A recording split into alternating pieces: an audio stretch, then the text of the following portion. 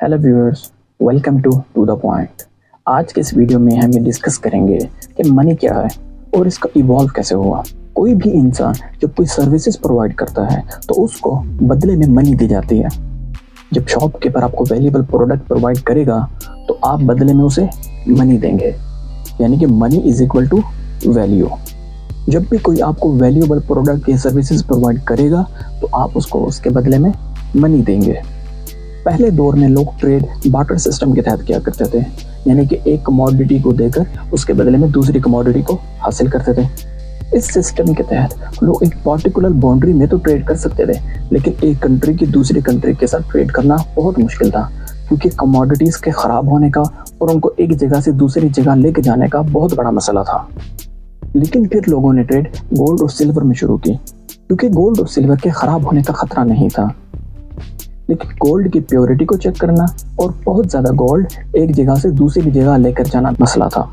इस मसले को हल करने के लिए गवर्नमेंट ने यह ऑप्शन दिया कि आप अपना गोल्ड गवर्नमेंट के पास जमा करवा दें और उसके बदले में प्रीमिजरी नोट हासिल कर लें। यानी इस प्रीमिजरी नोट के बदले में आप उस पार्टिकुलर कंट्री में किसी भी जगह पे कोई भी वैल्यूएबल प्रोडक्ट हासिल कर सकते थे, और यही प्रीमिजरी नोट बाद में पेपर मनी में कन्वर्ट होता है। असल में इस पेपर मनी की कोई वैल्यू नहीं है, लेकिन इसकी वैल्यू में इजाफा तब होता है जब गवर्नर ऑफ स्टेट बैंक उस पेपर मनी पर साइन करता है और ये श्योरिटी देता है कि उस पेपर मनी से मुल्क में कोई भी वैल्यूएबल प्रोडक्ट हासिल की जा सकती है। अगर आज गवर्नमेंट ऑफ पाकिस्तान किसी भी नोट की गारंटी को ख़त्म कर दे और उसके बदले में नया नोट इशू कर दे तो पुराने वाले नोट की कोई वैल्यू बाकी नहीं रहेगी। अब पेपर मनी की वजह से लोग एक पार्टिकुलर कंट्री में तो ट्रेड करते थे, लेकिन एक कंट्री का दूसरी कंट्री के साथ ट्रेड करना मुश्किल था, क्योंकि कंट्रीज दूसरे मुल्क पे ट्रस्ट नहीं करती।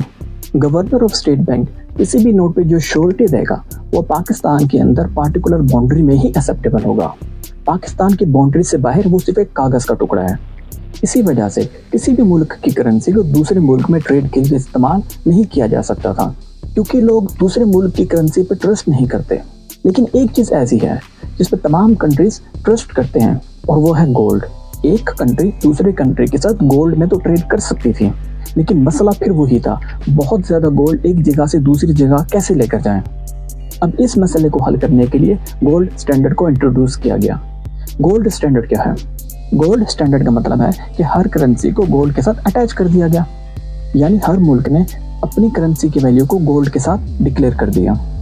मिसाल के तौर पे पाकिस्तान ये डिसाइड करता है कि अगर कोई 1 ग्राम गोल्ड लेकर आएगा तो उसको बदले में 50 रुपये मिलेंगे, और अमेरिका ये डिसाइड करता है कि अगर कोई 1 ग्राम गोल्ड लेकर आएगा तो बदले में उसे $1 मिलेगा।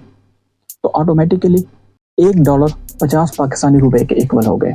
गोल्ड स्टैंडर्ड में कंट्रीज को पाबंद किया गया कि कोई भी उस मुल्क की करेंसी को अगर लेकर आएगा तो वो उसके बदले में गोल्ड देने के पाबंद होंगे। अब एक कंट्री दूसरी कंट्री के साथ ट्रेड कर सकती थी। मिसाल के तौर पे अगर जापानीज अपनी प्रोडक्ट को पाकिस्तान में लाकर सेल करते हैं और पाकिस्तानी उसे बदले में पाकिस्तानी करेंसी देते हैं, तो वो जापानीज अपने मुल्क जापान में तो उस करेंसी को इस्तेमाल नहीं कर सकता, लेकिन पाकिस्तानी रुपये को गवर्नमेंट ऑफ पाकिस्तान को देकर उसके बदले में गोल्ड हासिल कर सकता था।